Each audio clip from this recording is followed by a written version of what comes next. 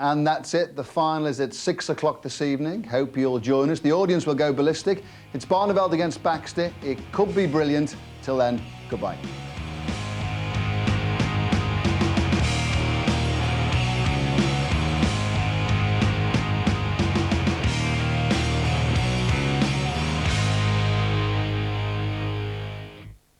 And with this award, you could be...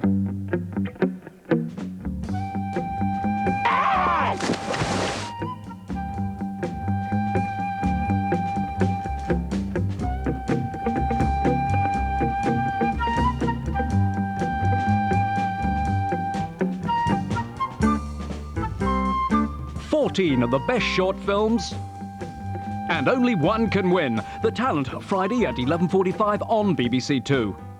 Blood, toil, tears and sweat took Rocco to the top of the Forte Empire. You can easily make more profit today, but you make it at the expense of tomorrow. Until Granada got in his way. It was a frontal attack. It was personalised. It was very clear to us that shareholders were very disenchanted with this company. I was very surprised. Clearly, it is our view that we can manage this business for greater return. The first in a series of boardroom battles. Blood on the Carpet, Wednesday at 9:50 on BBC Two.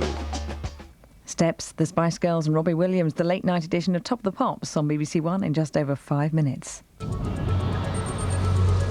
This is BBC Two, home of innovation, fine art and the odd dodgy film. Robert Vaughan stars in our Time season belter, Teenage Caveman.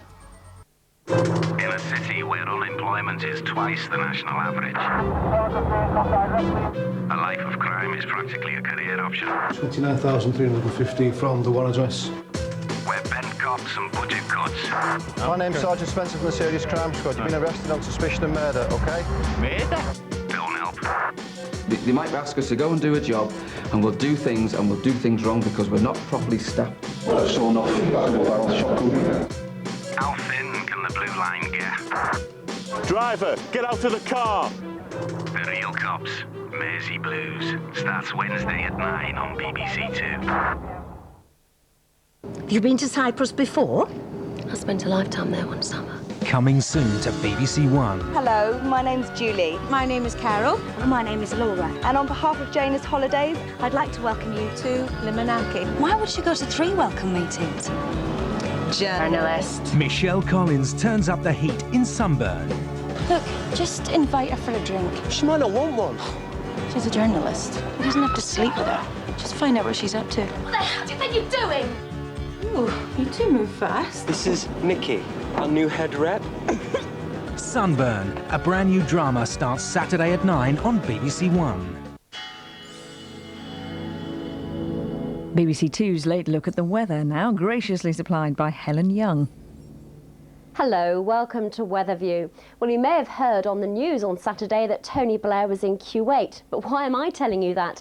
Well, because it rained, and that in itself is pretty unusual. In Kuwait, normally in January, it only rains on roughly 2 days of the month. But already this year, we've seen 9 millimetres on the 8th and 8 millimetres falling on the 9th, which is practically the monthly average rainfall. Now, the reason for that was a weather front that's been gradually working its way down through the Middle East. It has now just about cleared away from Kuwait, but it's still been giving some very wet weather on its tail end in the south. In fact, in Saudi Arabia, we saw 120 millimetres falling in just 24 hours, and a little bit further south, a further 62 millimetres. Now, gradually, I think during this weekend, it will stay pretty stormy in this southwest corner, but certainly to the north, it will turn far sunnier during Sunday and Monday. Well, heading back into Europe, the Mediterranean was on the whole fairly sunny during Saturday, but a storm system from the Canaries moved its way up towards Spain and Portugal, and that's going to give some very wet weather for Sunday. Further north into Britain, it looks as though we hardly had a cloud in the sky, and in fact it was fairly sunny. But what cloud we had did produce showers, and it continued producing showers into the evening. You can see them down this eastern coast and down the western coast of Britain as well. By the end of the night, though, I think many on the western side will have disappeared, so we'll just end up with some snow showers for eastern England, particularly across the North York Moors into East Anglia and also down into Kent. It'll probably just give a dusting of snow, but perhaps the North York moors could see about another 4 centimetres.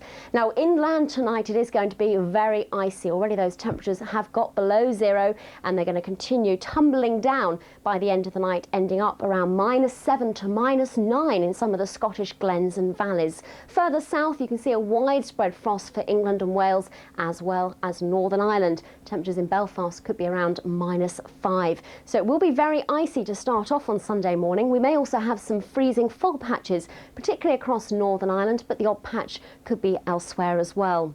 During the morning we'll have some showers once again down this eastern side of England and also in Scotland, but by the afternoon they should on the whole have died away. So for many then it will be dry and sunny, but it is going to be chilly. Top temperatures in the south around 3 to 5, where we get some freezing fog. Temperatures won't get above 0. And further north in Scotland generally staying around 0, and perhaps in the Scottish glens no higher than -2.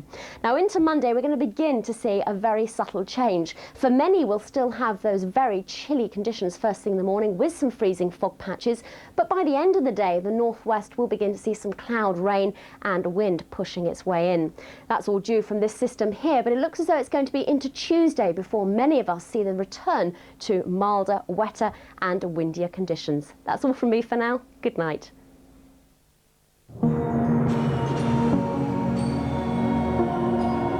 That's it for now on BBC Two. Give your video a treat with BBC Learning Zone working overnight from 3 a.m. Until then, this has been Michaela Saunders and I'll leave you with Ceefax.